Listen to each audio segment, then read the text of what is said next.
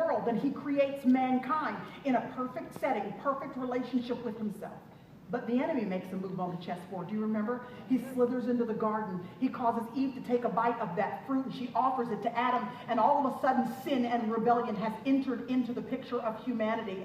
And then Cain kills Abel, and now murder has made its entrance onto the scene. It seems like the enemy has won. But our God, never to be outdone, he makes another move. And he causes Adam and Eve to come back together. They have another baby named Seth. Seth gives birth to a baby named Enosh. And Genesis chapter 4 says that when Enosh was born, everybody began to worship God again. But the enemy made another move on the giant chessboard for our souls. He caused sin and rebellion to enter back into the hearts of mankind. And it proliferated so much so and spread so far and wide across the earth that the whole earth needed to be destroyed by a flood. And this time, for real, it seemed like the enemy had won. But our God, never to be outdone, he made another move. He went and he found this man named Noah. He said, Noah, I need you to build me an ark. Noah said, do what? He said, I need you to build me an ark because it's going to rain. Noah hadn't even seen rain. He didn't even know what an ark was, but he followed the instructions anyway, as confused as he may have been. And the New Testament tells us, looking back on Noah, that through one man's obedience, all of mankind was preserved. The enemy made another move, and he caused sin and rebellion to enter back into the hearts of mankind. It proliferated across the whole earth, and it seemed like once again the enemy had won, but our God, never to be outdone, he made another move. He went to this little pagan town called Ur, and he found this man named Abram, and he plucked him out of Abram, and he said, Abram, I'm going to change your name to Abraham, and I'm going to give you new GPS coordinates on your destiny. I'm going to send you to Canaan, a land flowing with milk and honey, and I'm going to create a brand new people group out of you called the nation of Israel.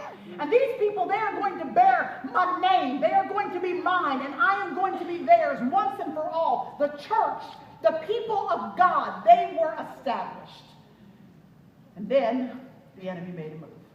He took now God's people, caused them to go down into Egypt for 400 years. They were brutalized and they were enslaved, and it seemed like the enemy had won, but our God, never to be outdone, he made another move, and his name was Moses. He caused Moses to be raised as the prince of Egypt, and at the right time, about 80 years old, he said to Moses, Moses, you go tell Pharaoh, let my people go. And after 10 miraculous plagues, you remember, 40 years in the wilderness, they finally came into the promised land, the place representing the promise and the favor of God's people with them for all time.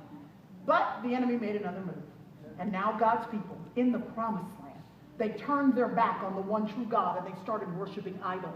By the time you get to the end of the book of Judges, it says everybody was doing what was right in their own eyes. Seemed like the enemy had won. But God made another move. Her name was Ruth. And Ruth had a lot of chaos in her life. It seemed like she would never be able to contribute anything beneficial to this divine plan of God for your soul and mine. But this woman, she met her kinsman redeemer, and his name was Boaz, and the two of them gave birth to a baby boy named Obed, and Obed gave birth to a baby boy named Jesse, and then Jesse gave birth to a baby boy named David, King David, that David. And with that one move, the enemy didn't even know it yet, but the checkmate was already on the way. And when the Old Testament closes, y'all, there are 400 years of silence. The enemy is on one side of the cosmic chessboard. God is on the other. And for 400 years, neither one of them makes a move. And all of history is waiting in the balance, waiting to see who in the world is going to make that next move. Y'all, then the New Testament opens. And God makes a move for which the enemy still to this day has never had a response. He comes down in the person of Jesus Christ. And he died a substitutionary death. And then he is raised from the dead. And he covers all of humanity for all time. Why in the world would Paul bring up this salvation in a comment that he's trying to make, a point he's trying to make about the patience of God? Because he basically wants you and I to know that if God